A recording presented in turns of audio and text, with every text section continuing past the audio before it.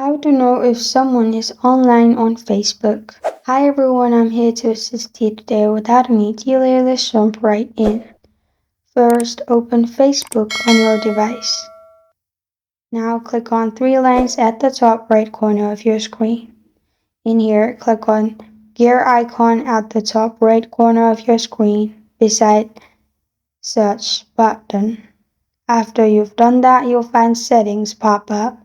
In here, simply scroll down. Scroll down till you find activity status or active status. Click on it.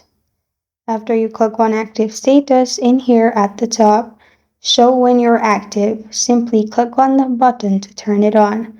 Make sure the circle is on the right side. After you've done that, if you go to anybody's profile, you can see if they are online, if they have green button on their profile. This is how to know if someone is online on Facebook.